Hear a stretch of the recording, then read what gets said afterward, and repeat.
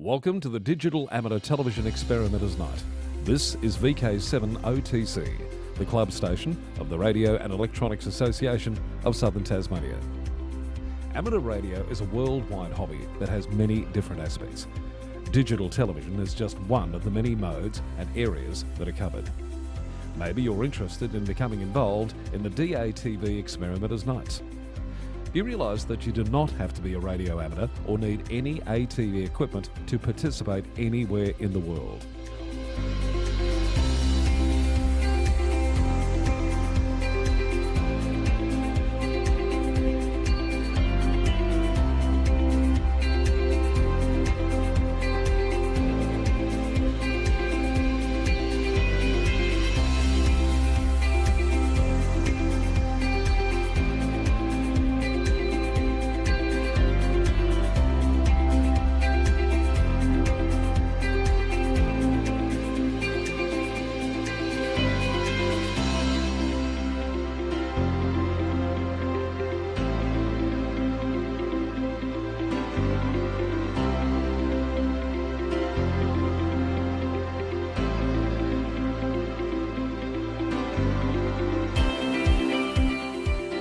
Also participate in the night by coming up to the Queen's Domain clubrooms. Yes, right on top of the Queen's Domain in the heritage-listed Coast Wireless Station. You never know, we might get you in front of the camera or behind, doing one of the many roles during the night. We get underway with our program on a Wednesday night from 7:30 p.m. local time. We'll see you soon. This is VK7 OTC.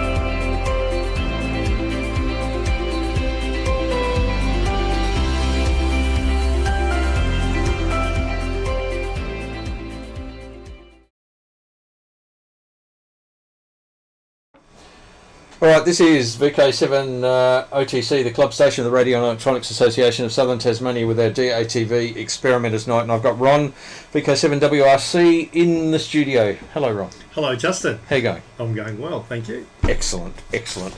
Now, before we get underway, just wish to acknowledge Tasmanian Aboriginal people as the traditional owners of the land upon which we, and pay my respects to elders past, present and emerging, for they hold the memories, the knowledge, the culture and hopes of Aboriginal Tasmania. Now, and please, I see Lionel. Hello, Lionel from the US. We've got Darren, we've got Andy from the UK, we've got Ron from Sandy Bay, we've got David Goodrick from South Hobart. Lots of people. And we've got Matt, VK7 MAT, also on the stream. So hello to all on the stream, and please drop your comments into the chat as we go through. Now, the reason I've got Ron in the studio is to do a bit of a reprise, I suppose. Mm-hmm. Ron, a couple of weeks ago, gave us a look at a project that he was developing, a Keyer project. So over to Ron. Okay, so I didn't bring the old one in, version 1. I probably should have, but I don't need it. The old one... it's a different type of box. Let's zoom in here. Yeah. Let's use the technology to... now, that's a good point. Let me just go to the studio camera. Oh, there we go. And zoom down a bit here. Now, what are we looking at here, Ron? Yeah.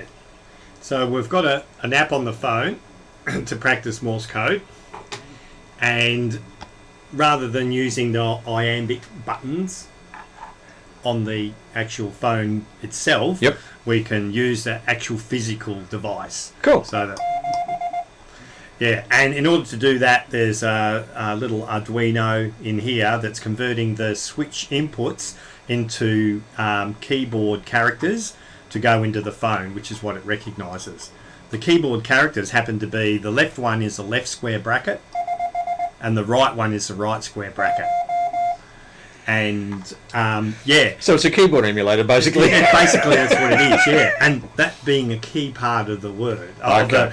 Because the way I did it before was I had a different Arduino that had a USB output on it, which this USB socket connected to. And then, because this is just USB, this is an extension cable. And then I use this little device to convert it from USB A to USB C. Okay. Right, and I thought, oh yeah. So I plugged that in there, and it worked. And I thought, oh, okay. Okay. That's easy. So the actual Arduino module has a USB socket on it.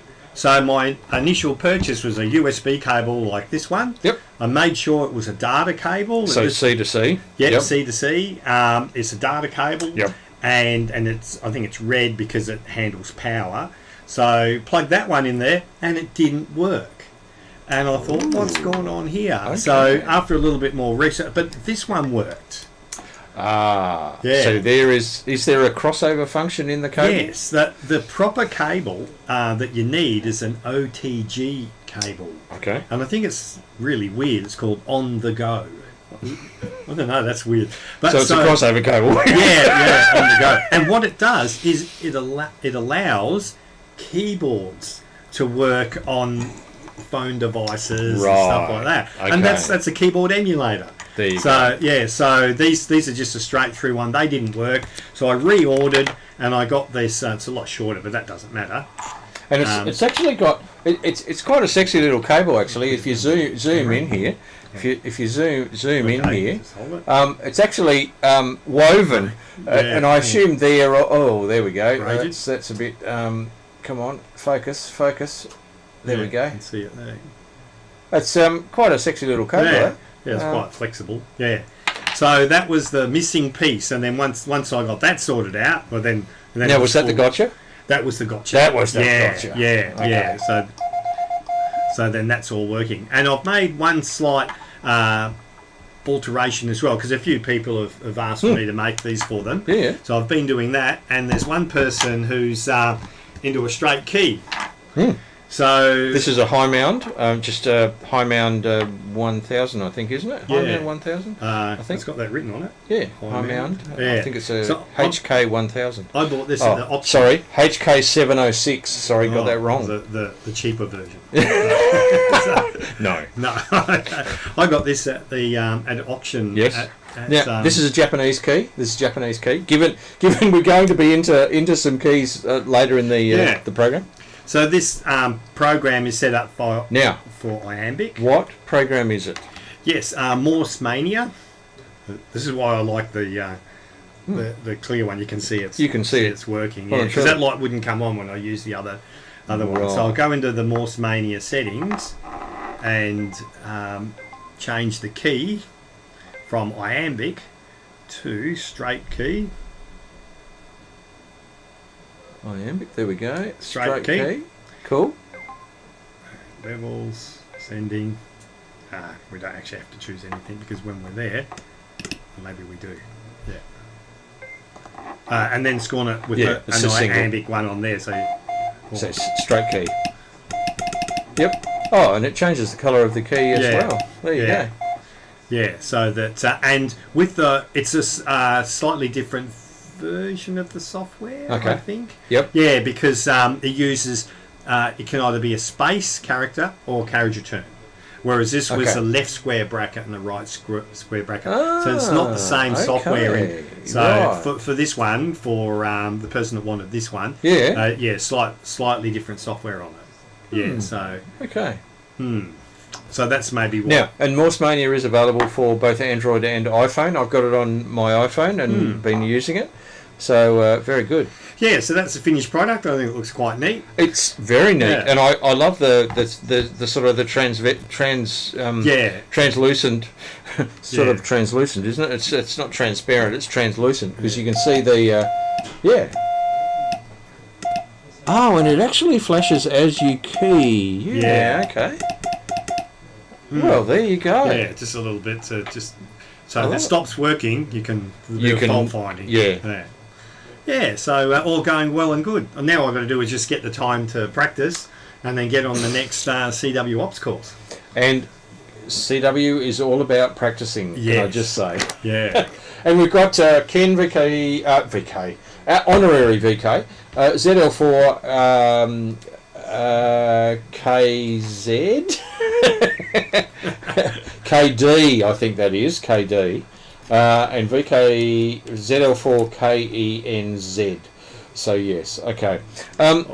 Fantastic.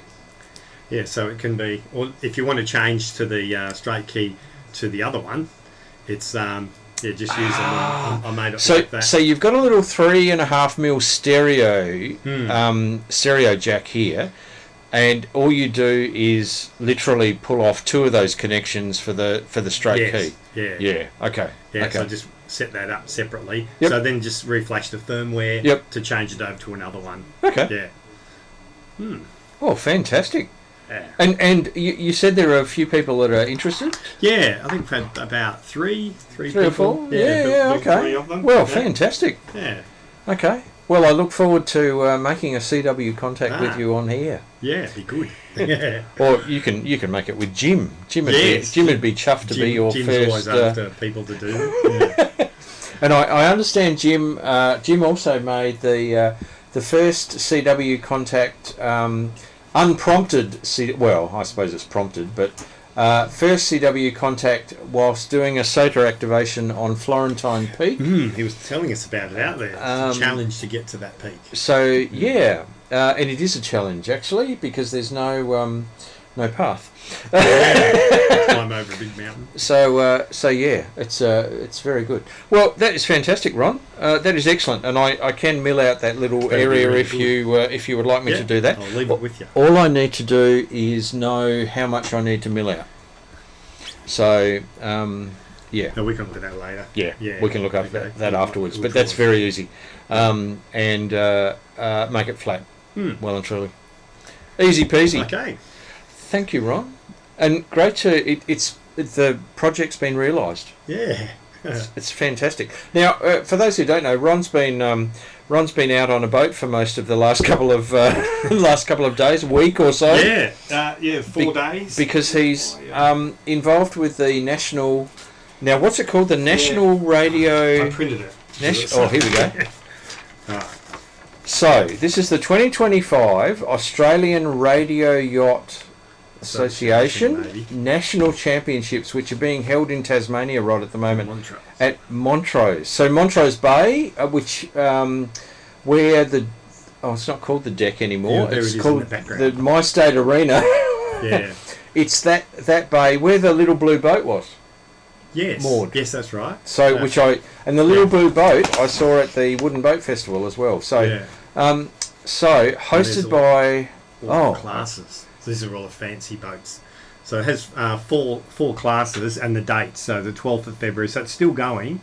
And it goes for almost the whole of 12 February. days or something. Okay. So I was volunteering in the 1 metre class. IOM is 1 metre. Okay. And out in the rescue dinghy. And for 4 days on that. But one of the organisers in this Marblehead class, I don't know what a Marblehead boat is, but it's different to this. They're all slightly different. Okay. The A class ones are actually apparently very large, and So how large are we talking? A metre long? More than a metre. Okay. And I think they can weigh up to 20 kilograms. Ooh.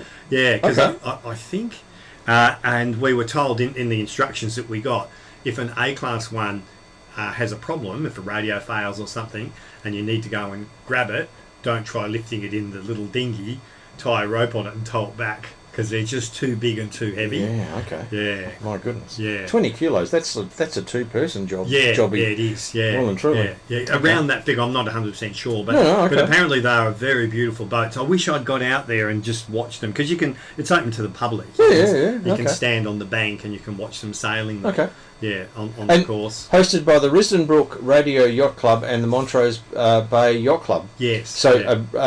an RC club and a big club and a normal club. Yeah. Yeah. So they have. So anyway, tomorrow there's one of the blokes can't make it. He's got an appointment, and he's asking me to come in and backfill. So I'll be. So this is the Marblehead on the class. Marbleheads. Yeah. Oh, so you find out what tomorrow they are. Yeah, I'll be back out in the boat. And in the rescue boat. So In the rescue what do you boat. do in a rescue boat? It's you're basically at the disposal of the person they call the PRO. Okay. Something officer.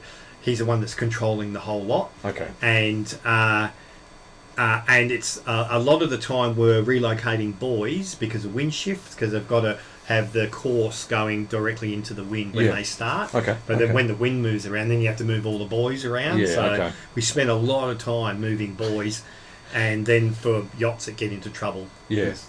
You saw a short video of that. Yeah, and in the final race of the 1 metre class yesterday, one boat, the wind gust come along and it snapped the mast. Ouch! Yeah, so it's just sitting there, the sails hanging in the water. Got to go over and pick that one up. It's the last race of the day. It's unlucky. Wow. Unlucky. Okay. Yeah.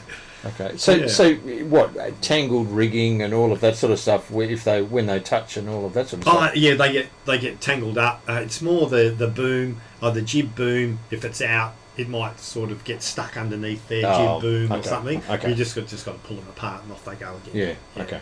Okay. Well, there you go. Oh, good stuff. Yeah, it's not so. Well, good that's when a bit different. It's not so good when it's raining. Oh no, sitting in a boat on the water raining. And it's raining because they still keep sailing. They don't stop for the rain. They keep going. Yeah. Okay. Yeah. Righto. Yeah. Well, there you go. Well, fantastic. Yeah, a bit of fun. Good stuff, Ron. All right. I look forward to hearing what the marble class is. Yeah, a different style of yacht. Yeah. Oh, okay. Do you want me to send someone else? No, not at this stage. Okay. That's we're okay at this point. I'll leave you to it. Actually, no. If Jim's in there, He is. can you grab him, because I'll get him to do a impromptu on Florentine. All right. Okay. See you Fantastic. later. Thank you, Ron. Right. This is VK7 OTC, the club station of the Radio and Electronics Association of Southern Tasmania, with our DATV Experimenters Night. And this is VK7 Tango Whiskey at the microphone, and we've got Colin. If only Google Translate would work as well as with CW. Well, there's an interesting AI application there, Colin. Definitely an interesting AI application. No. Left. Oh, he's gone. Yeah. He's gone. Okay. All right. That's okay. We have plenty of material for tonight. So the next thing I just thought I'd mention is I have boxes and boxes sitting here inside the studio and equipment, and we've got cameras sitting up on shelves and all sorts of stuff. There is a significant upgrade to the studio. Thank you to Anders Marchant, who has organised this particular upgrade.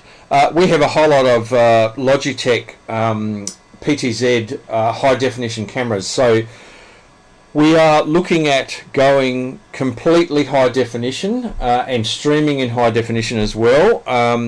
We have I think 5 of those PTZ high res high definition cameras. They will all be, and we will be transferring over to a solely open broadcast studio. For those who don't know, if I zoom around here, if I zoom out, you'll notice I'm looking at a monitor here, which is an open broadcast studio monitor, which has got the studio view of what I've got queued up and what's going out to stream. I'm also looking up on the screen, and I don't think. Oh, there we go. You'll get a. This is the big screen that I'm looking at, which the camera's now looking at, which has got all of the things that we've got queued up, and what we've also got is a SDI mixer sitting here, and there are a number of SDI inputs that we and analog inputs that we can mix.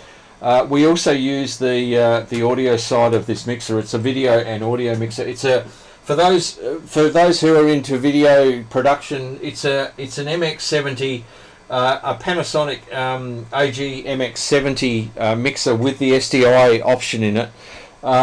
So we've got a bit of a technology mixture, is what I'd call it. There are some analog cameras, there are some SDI cameras. We have an SDI, an analog to SDI converter rack unit down here, and we've also got an audio mixer down there as well. So one of the things that we're doing with this upgrade, this significant upgrade, is to actually go fully to OBS, and so it will be a screen-driven transition, screen-driven arrangement. For those who don't know, Open Broadcast Studio was created. It's open source, totally open source, multi-platform. This is running on Unix, on Ubuntu, and it was created by the gamers out there for them to enable them to stream their games. And as it turns out, it's really, really handy for a whole lot of other things, including amateur television. So once we've got a timeline for that, we'll let everybody know. We will be moving to totally high definition for everything. So yeah, that's a upgrade, a significant upgrade to the studio that's happening in the not too distant future. So now I'll go from very high-tech upgrade to a blast from the past. Now, the blast from the past, lots of people will absolutely laugh at this. Oh, let me zoom out a little bit here. I came across this book the other day. It is the Boys Wireless book, and I think I didn't have a look actually. It is 1924. 1924, a concise and reliable guide for the wireless amateur in the construction of his apparatus and to the better understanding of his hobby. So this is the 1924 view of the world. So there is some wonderful stuff in here. I'm not going to go through everything, but I just thought I would show you a number of the. There are plates in here, picture plates, which are separate pages, separate glossy pages. This is. I thought I'd point this out. This is Commander C.S. Hooper of the U.S. Navy. Has been studying the problem of sending a wireless message to Mars. He estimates that it would reach there in less than 4 minutes, but as the experiment would cost 1,000 million pounds, it is not likely to be tried yet. So, but it goes through some important facts about electricity for the radio beginners, all about aerials. We've got calling competitors to the court by wireless. Mr. Martin, the secretary, found the new use of the radio transmitter during the 4th annual hardcourt lawn tennis tournament in Hurlingham. So it is English magazine. Insulation and connectors. This is quite interesting. A canoe fitted with a frame loop antenna, valve receiver and loudspeaker, and there will be a accumulator or battery in there. A familiar gramophone of river boating parties is likely to be left at home in future because they can supply the music wirelessly. The quickest way to erect a mast, etc. So I'll zoom through to the back here. There's a early a party of radio motorists touring Cardiff with their flycatcher, the loop antenna, directional loop antenna. Members of the Cardiff and South Wales Wireless Society claim credit for the first recorded reception of intelligible continental wireless messages in a light car travelling at 30 miles an hour. So there you go. And I just thought I'd point out the very last chapter, which is titled Knotty Problems Solved. The 1924 knotty problems that are being solved. Has your best crystal suddenly ceased to give satisfactory results? Why cannot a crystal be used as an amplifier? Etc. etc. So that's the last chapter of the 1924 Boys Wireless book. The concise and reliable guide. So I just thought I'd point that out because there is absolutely fascinating look at the 1924 view of the world. And I thought I'd just point out there is a wonderful little insert, if I can very, very quickly find it. Here we go. There's a little panel arrangement here on page 66, which is what causes atmospherics and why can they not be tuned out as easily as other signals. Now this is the 1924 view of radio, so bear that in mind, and I'll just read the first sentence. Atmospherics are due to electrical upheavals in the atmosphere. Charges of electricity accumulate in different regions of the atmosphere, and on reaching a certain magnitude discharge. The phenomenon of lightning is brought about in a similar manner to the in which a spark is caused between two knobs or electrodes of a spark gap, as in the case of some ships' transmitters, so spark gap transmitters. But this was the understanding of atmospherics. We didn't realise at that stage that it was the remnants of the Big Bang, etc., that we were hearing. So anyway, the 1924 Boys Wireless Book.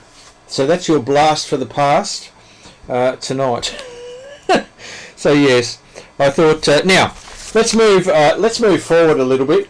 The latest amateur radio magazine, which appeared in my letterbox and appeared in people's email inboxes.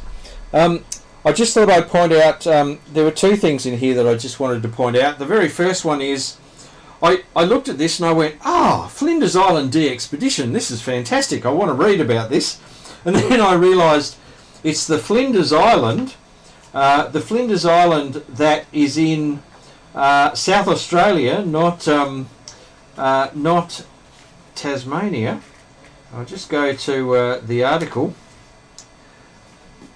Yes.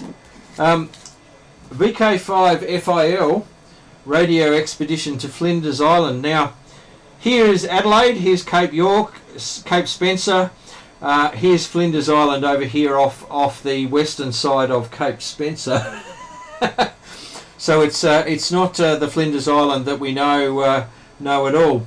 But fantastic article about the activation of Flinders Island by Grant Willis, VK5GR. Now, just before that, the article just before that particular article is by yours truly, and it's about the Tassie Hamicon that we held in November, and the editor of AR changed the title to Tangling with Technology in Tasmania. So that was the great visit out to the Mount Pleasant radio astronomy dish. That's all the people that came out from there. Many of them came straight from the airport, straight out to there. We've got Dr. Justin Thurley here, who gave us a great talk on innovation theory and the mechanisms in relation to amateur radio. And then we whiz over to page 51 for the very end of the article, which is Paris's talk on AI, and then Phil Waite's talk on electromagnetic radiation, and then the end of the article. Now, at the bottom of the page, very fortuitously, is an advertisement for QTech 2025. Now, at the Tassie Hamicon, the VK4 guys announced that they were holding, the Brisbane VHF group was holding the QTech, which will be convened at the Kendron Wavell RSL at Chermside, Brisbane, over the 1st and 2nd of November. So at the same time as we had the Tassie Hamicon, just a year later, and they're looking to hold it every 2 years, so those intervening years. And the conference theme is why and how we participate in our hobby, the amateur radio service. So they've taken up our idea of the having a conference theme, which I think is fantastic, and they invite everybody to attend the QTech 2025. So that's the latest AR magazine. Appeared in people's mailboxes and also in their email inboxes. The other articles, a bit about the election of the board. AO7 is the oldest man-made object in space that's still working. The Parks on the Air activities go from strength to strength by Marty Nelson, who gave us a talk on POTA. And Far from the Urban Noise, but with urban comforts. And Go Portable, Go Public, and Promote Amateur Radio. So fantastic couple of articles in there. And one of the technical articles is a versatile do-it-yourself valve tester, vaults unretired old units from Jim Tregellis, VK5JST, and VK5TR. So yeah, on the cover it says Viva la valve tester. So fantastic. So that's Amateur Radio magazine now. Oh, sorry. Okay, Colin, I mentioned that wrong. York's Peninsula. York's Peninsula is what I meant to say, not Cape York. York Peninsula, not Cape York. York Peninsula. I know because I live there. Yes, my mother grew up on York Peninsula at a place called Inniston, which is currently a ghost town. So know York Peninsula very well, and I have a number of relatives who still live there. So yeah, sorry, I got that wrong. Not Cape York, York Peninsula. Thank you, Colin.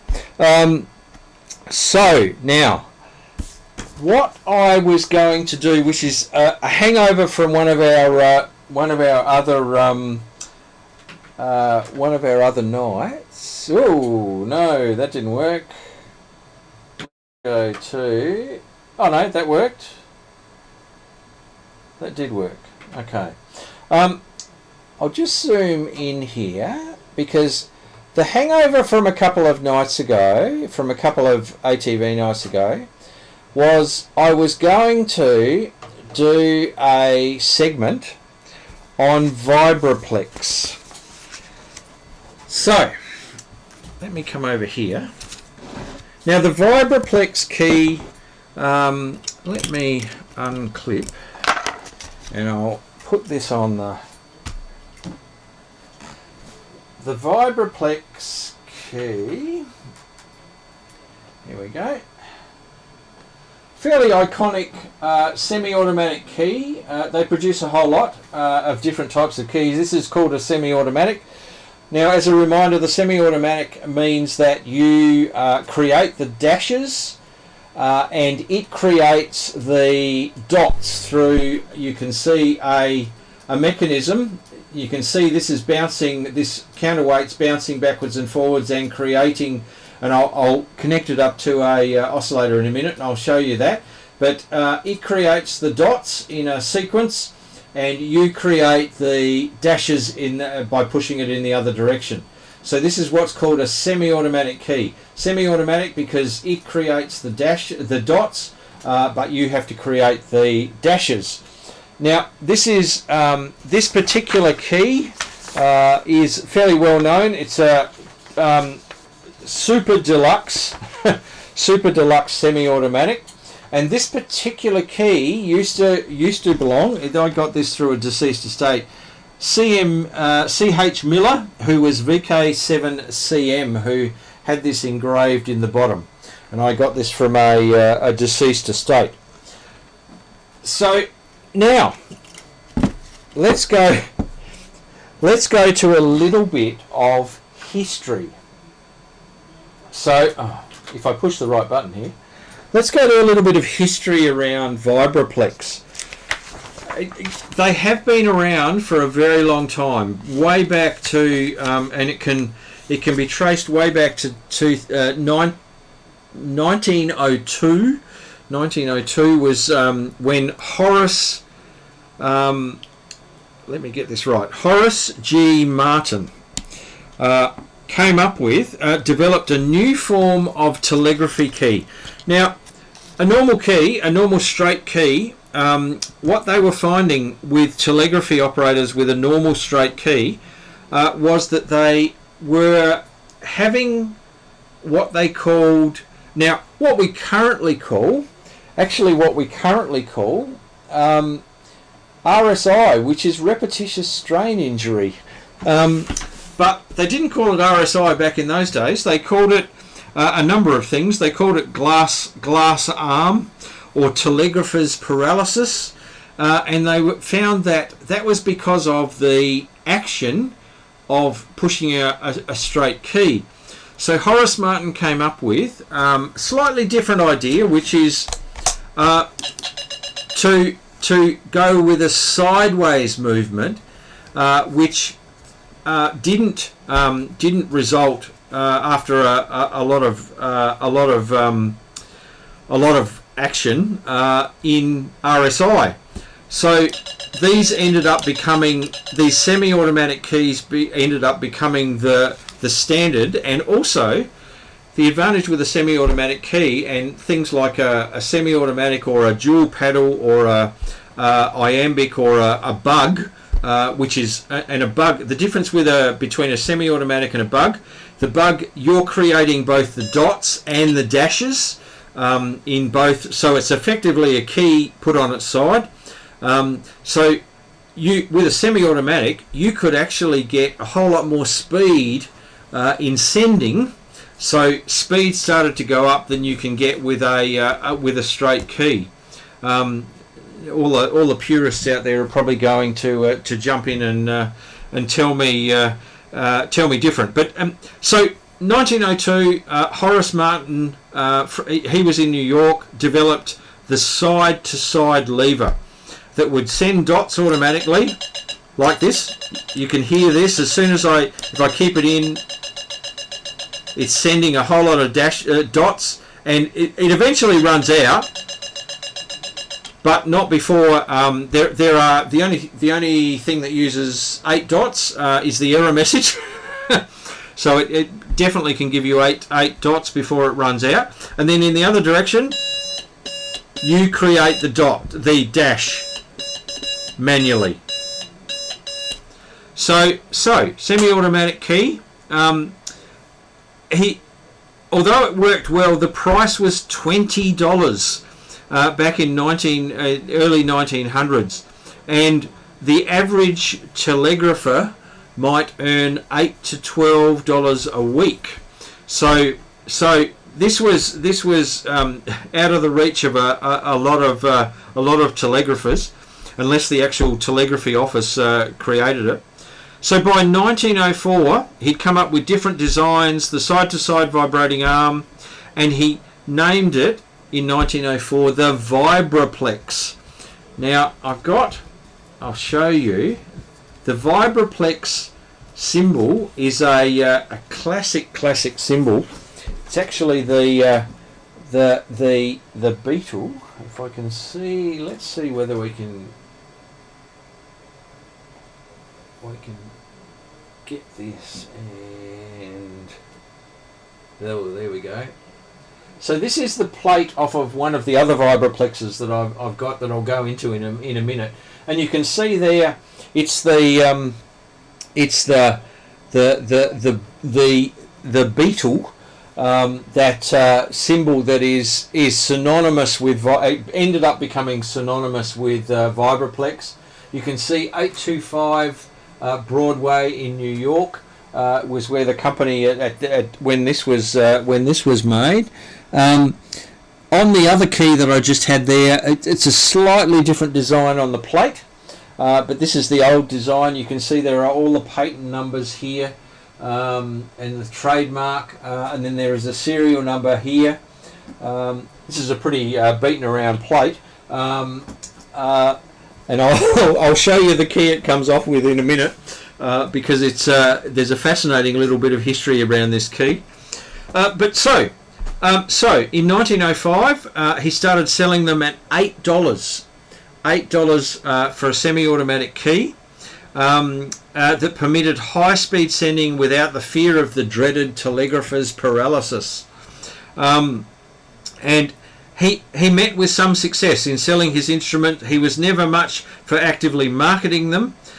So his business didn't really take off until about 1911, when he teamed up with J.E. Albright, who was the entrepreneur who'd been selling typewriters since 1890, and he readily took to the task of selling, manufacturing and selling the Vibroplex instruments. And together Martin and Albright formed the Vibroplex company in 1915.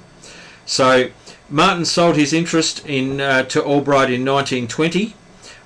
During the late 1930s, after all of the original patents had expired, Martin began selling his own version of the originals, the Lightning Bugs and the Blue Racers and Martin Flash Keys. Less than 5,000 were ever built, and Martin also developed the Rotoplex in the early 1940s that featured a rotary pivot mechanism. But that was his last known invention, and only a few of them were made.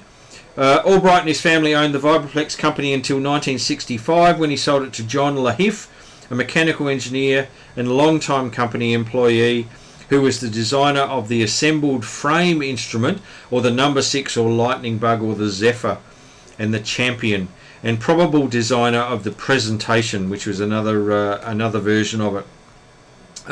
Lahiff's sons sold the company to Peter Garceau in 1979, and it was moved to Portland, and then sold the company to Felton Mitchell, who's W4OA, Oscar Alpha, in 1994, and it was moved to Mobile, Alabama, which is where it currently is. So the Vibroplex company has been in business for well over 120 years, as of 2025. Amateur radio operator Scott Robbins, also known as call sign W4PA, became the 8th owner in 2009, and the company was then moved to Knoxville, Tennessee, which is where it currently those keys are currently manufactured. So I showed you the Super Deluxe semi-automatic. Now, very early on, when I was learning CW, I came across, and I think it might have been in a box with a deceased estate, came across this particular semi-automatic Vibroplex key, and it has a layer of black paint on it. The nameplate was loose. The counterweight here that creates the dots. It's a large piece of steel with a little arrangement on it. It's had a new arm put on it and actually soldered on. The mechanism for the key has been replaced at some point with a handmade one. This particular this looks like a lightning cradle, and all of this I think is all original, and this is certainly original, and this is original. There's a little counterweight here to buffer the weight. That's original. Now I put this to a couple of lists, the Morse code lists that I used to be on back in 2003 when I bought it, and their comments were, how about innovative? I can't say I've ever seen a lightning damper planted on an original base before.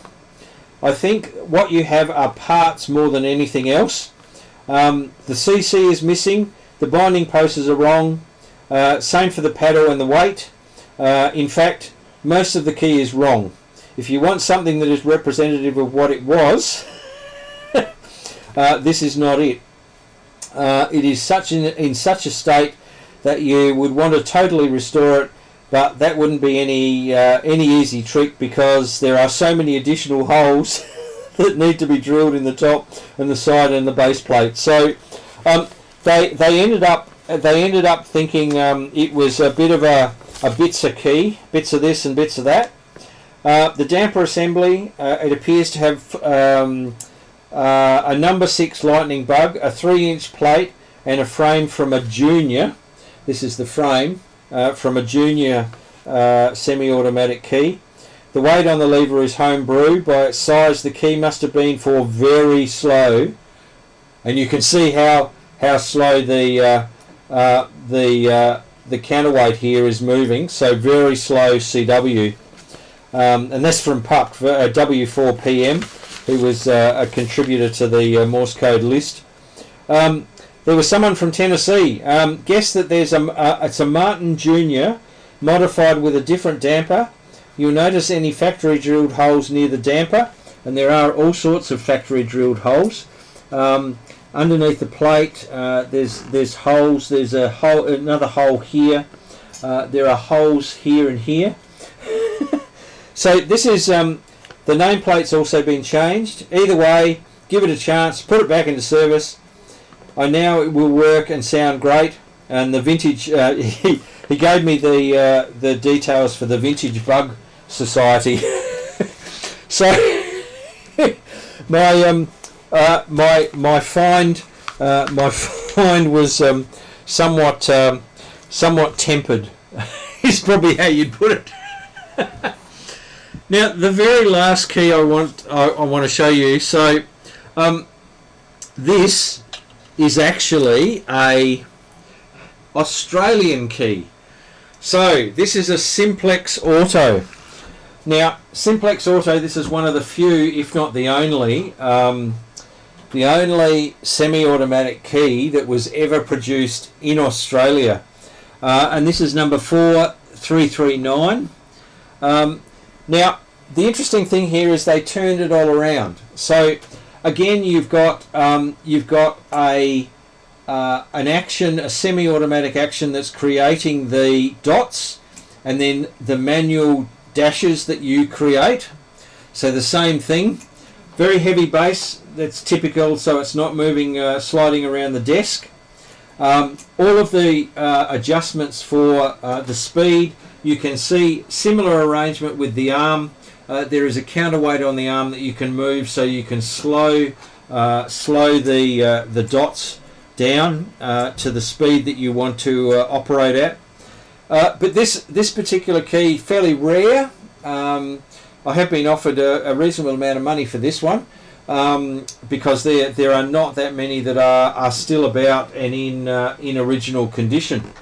So to give you a bit of a demonstration, I've got the oscillator here. So you can see, let me zoom in here a little bit so you can see it.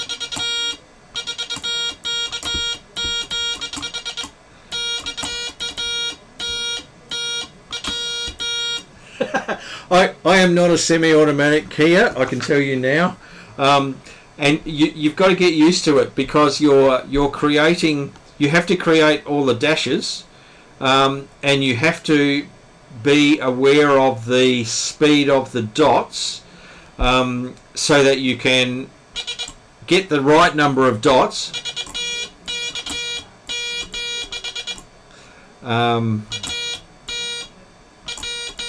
Oh, absolutely slaughtered that. Anyway, that was my call sign, or was supposed to be my call sign. I hope 3MV's not on the stream, but he probably is. Anyway, but so that's it creates the dashes, and it creates the dots. Sorry, and you create the dashes.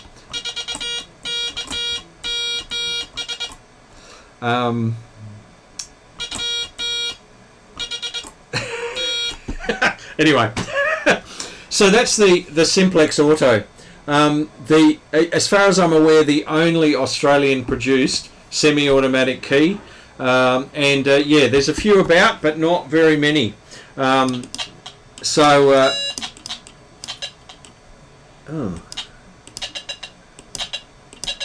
What's going on here? Ah, there we go. Oh, I need to adjust the... hang on.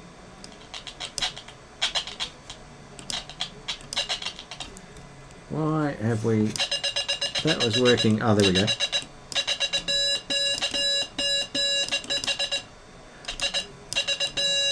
Yeah. Anyway, that's oh,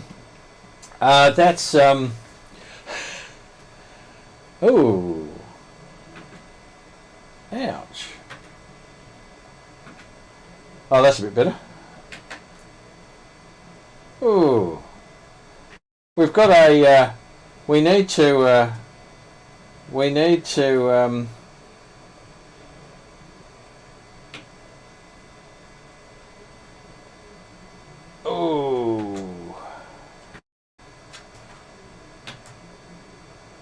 Oh, that's better.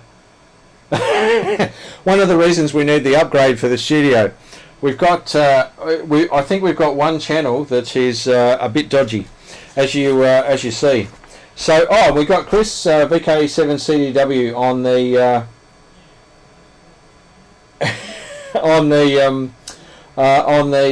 on the stream. Hello, Chris. And Lionel, well, actually, it's pronounced Mobile.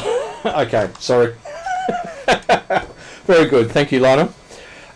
So Vibroplex, they are still in business after 120 years. They are still producing a whole range of keys. In fact, I'm using a dual pedal right at the moment, Keyer, which I didn't bring because these are all semi-automatic keys. So yeah, that's a dual pedal Vibroplex key deluxe, which Larry VK7WLH sold to me. So very happy with that particular paddle. Now, space weather report. We have.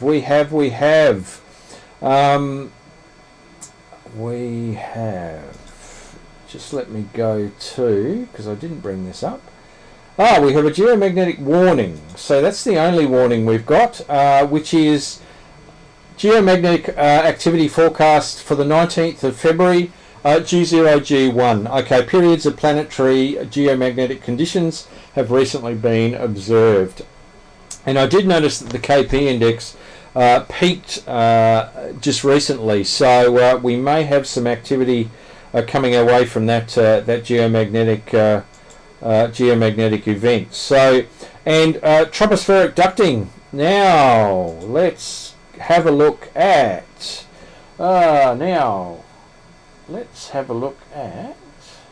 is that going to, yes it is. Okay, so the Hepburn chart for the latest and greatest, not very good for Tasmania. We're in darkness for most of the time, except across to maybe the Great Australian Bight and Western Australia. Does that improve? Not much. For those who don't know, if you click on the map, it takes you through the prediction every 6 hours. Ooh, there is a bit across here to Bass Strait, so some enhancement. When's this? The 21st, so Saturday. Off the east coast, maybe across to New Zealand in the Tasman Sea, and we're almost to the end. So yeah, that's the Hepburn chart. Now, future training and assessment courses, very quickly. We've got a foundation training and assessment day on Saturday, and then the standard advanced and regulations day on the 29th of March. And a quick reminder, how are we going for time? 2024. Quick reminder of future events. Now, in March you need to pay attention because we have flipped the forum night and our presentation visit night. The presentation visit night is actually on the second Wednesday night, and it is a visit to the ABC studios down here for Reast members. From 7:30 p.m. we need to be down at the ABC studios. And then on the 5th, so the first Wednesday night, we've got our forum night, which is your rig of choice. And the way that we've described this is if your house was on fire and you were running out and you had to grab one rig of the rigs in your shack, which one would you grab and why? The good, the bad and the ugly about that particular rig. So rig of choice forum on the 5th of March at 7:30 p.m. and we will be streaming that. So all those people on the stream, please come along with your rig of choice. So and tell us about why and the good, the bad and the ugly about that particular rig.